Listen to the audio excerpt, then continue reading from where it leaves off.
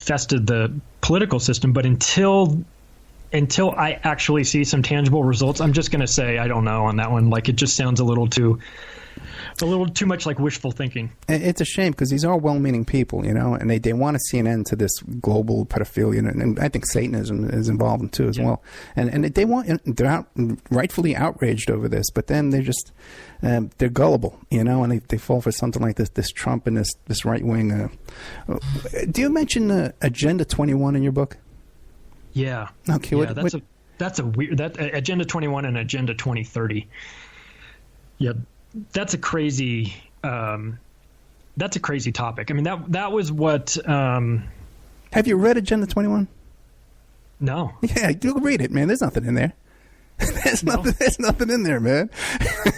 Read it. I read the whole thing. It's 480 pages. You could sit down in a day or two and read the whole thing. And all the stuff you hear about the chemtrails and population control and sending people into making people leave from rural to go to the cities, that's all nonsense. None of that's in there.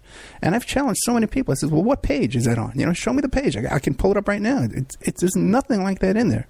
It's a bunch of harmless. It's non-binding. There's no, and it's a bunch of harmless stuff about, we need to empower women to be economically powerful and appoint a committee to study this and study that, give us more money. But there's nothing in there to be afraid of. That's funny. Yeah. And how many times do we hear people quote it? Read Agenda 21. Okay. Well, I did. Where is it? Anyway. Government overreach.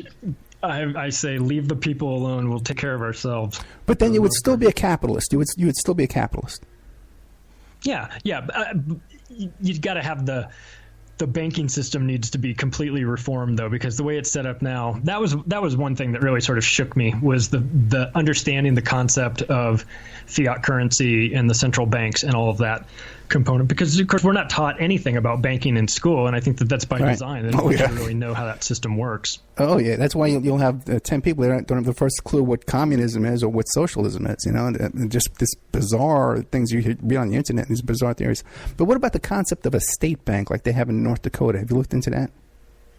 Well, I like the idea of the community banks. I think that's a good option. I like savings, like anything that's not credit unions. By the way, when I complain about the banks, I'm not talking about like the retail banks, like a Bank of America on the street corner, down from your house. I'm talking about the Wall Street banks, the bigger banks, not the commercial banks, the ones that deal with other countries, other banks, and things like that. That's Bank of International Settlements and in Basel, Switzerland. That's the epicenter of the banks. That's the craziest place in the world. There's the people that work at the Bank of International Settlements cannot be sued for life, cannot be frisked, you're not allowed to check their bags, you're not allowed to go in the building. They have diplomatic immunity forever. They can't be prosecuted for any crimes.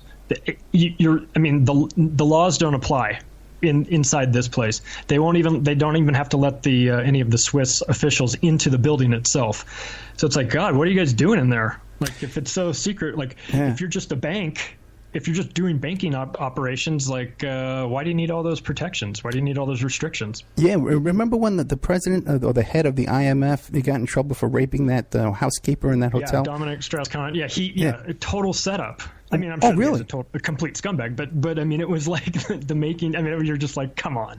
Well, you know what? Because I found out then he has some kind of a special provision where he can just show up at the airport and get a first class ticket on any plane and anywhere he wants to go, no passport or nothing. Yeah.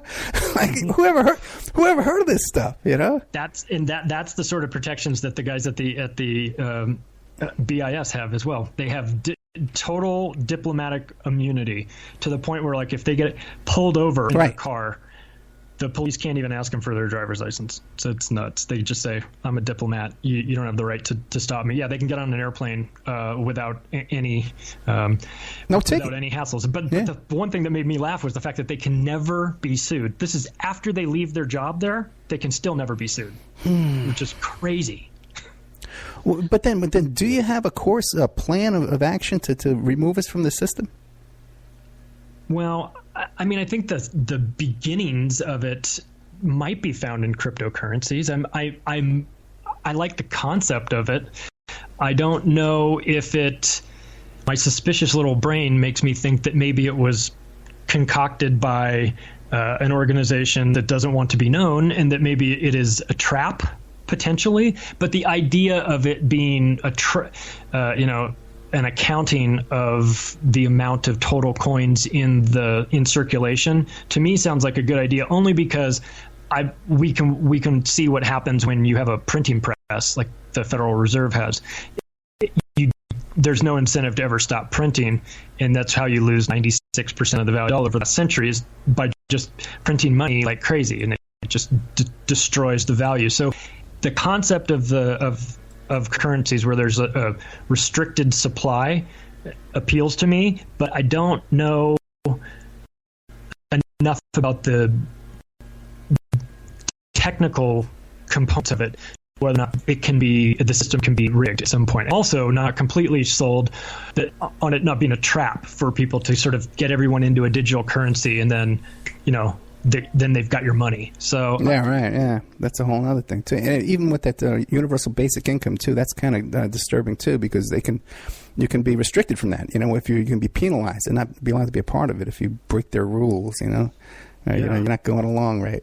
Yeah. Well, and you see that in China right now. They have a social media index where you're grade based on how good you are to the state. It's crazy. We might be headed that way. Hopefully not, but. Well, we're running out of time. We only got about 7 or 8 minutes left. Where would you like to go with this conversation? Well, I wanted you talked about the McMartin preschool, didn't you? Oh yeah, man, I'm heading over to California right now. I'm talking to a witness over there. Yeah, I have to say that I heard you on Lift the Veil, I think, talking about it. Okay. And I remember, I grew up in California, and I remember being a kid and hearing about that, and then not hearing anything about it for a long, long time. And then after I got out of college, I lived in Manhattan Beach. And one day something came up. I saw something like in the newspaper. This was years later. And I was like, oh my God, I totally forgot that place was right here. And I used to drive by where that school was. And it just, I remember just getting creeped out about it. And then I hadn't heard about it for years and years until I heard you talking about it. I want to know what you found. I want to know what, well, real quick, because first I did figured out Lift the Veil. I did a really good presentation on my own show I think it's called McMartin Preschool, James Woods. I mentioned James Woods in it too, because he did the movie about it, the whitewash movie. But I found the guy who did the geological survey with the ground penetrating radar, the first guy who showed up on the scene with Ted Gunderson before there were any arrests, and he found nothing. No one's interviewed this guy in 40 years. I located him, and he tells me, he sent me a document with a statement there.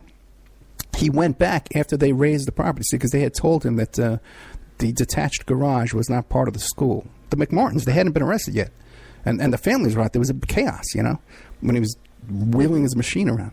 And he went back there after they raised that garage, and he found a hand-dug room, a hand-dug basement with a hand-dug staircase underneath that garage. So we know for a fact, and I'm talking to someone else who also saw it too, who has more of a connection to the property than these geologists. So this is a breaking investigation that's about to be uncovered. I'm very excited about it.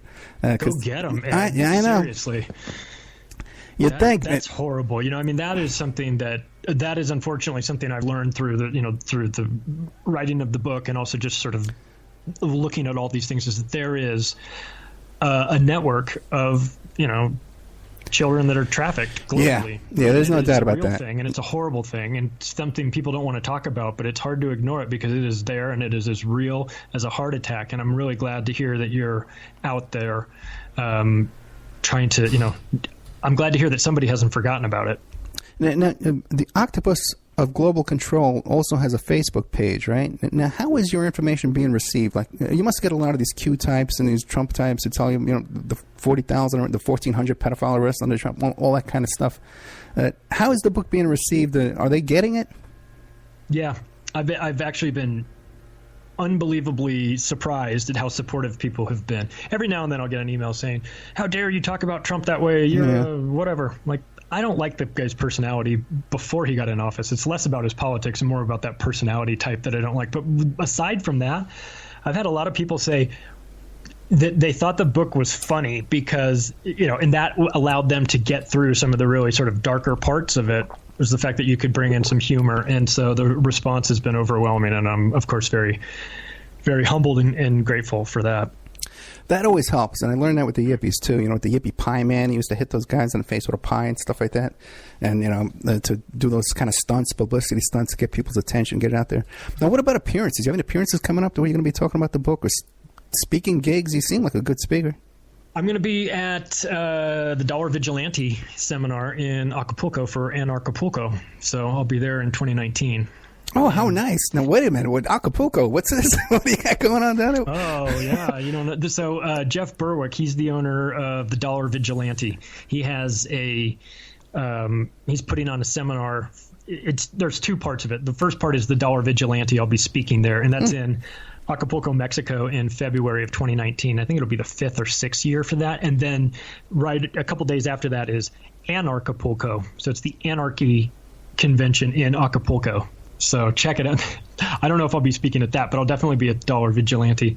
But it's a trip. People should check that out. It's it would be right up your it'll be right up your alley for sure. You should they have good speakers. Ron Paul was really was a speaker there before, and they'll bring in 30 or 40 speakers and a lot of crypto guys there. So interesting. I've never been. Got to check it out. I'm excited. Jeff invited me to go to speak at his Dollar Vigilante event, but. Yeah, and then the book is available at Amazon as a Kindle and paperback, and also on Barnes & Noble.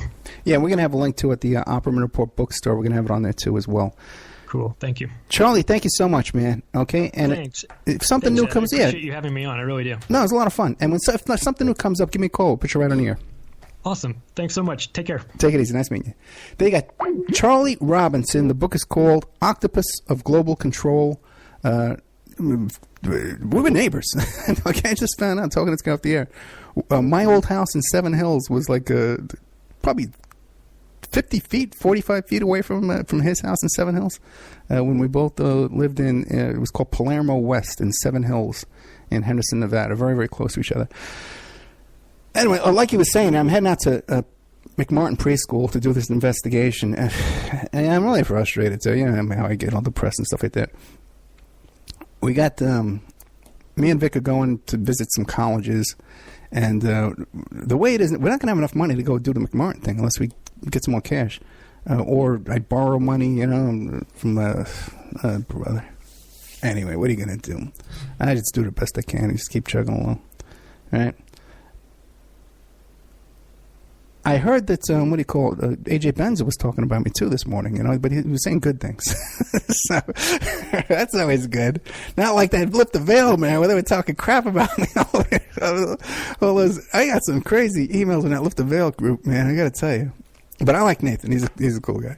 He's a nice guy. I don't know all this stuff. Anyway, if you like tonight's show, and the Octypus of Global Control with Charlie Robinson, and, I know we got a good segment on before this, too. And if you like the shows, check out OppermanReport.com. That's where we have our members section. And by supporting the members section, the exclusive content, and got a bunch of interviews, the Lift the Veil interview is going to be in there. That's what keeps the shows on the air, keeps them live, and keeps them free. And on YouTube and Spreaker and all that kind of stuff. Otherwise, we wouldn't be able to do that. I just have a member section. I wouldn't have any free shows at all.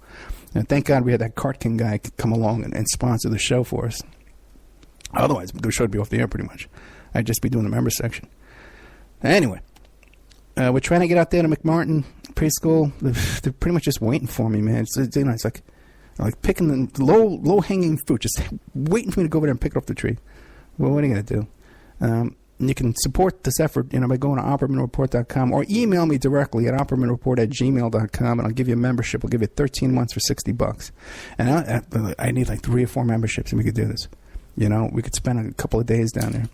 And also, too, we were hoping, too, to go up to Stanford for this whole Arliss Perry investigation, speak to the cops up there and nose around a bit. But now that's definitely off the table. I don't think we'll, unless, a big chunk of money came in, we could pull that off. Otherwise, definitely not. So thank you so much, guys. Good night. Thank you, Charlie Robinson, the Octypus of Global Control. Check that out. Good night. Once they're locked in that car, they got to listen to the show. iHeart, iTunes, Spreaker, Podbean podcast.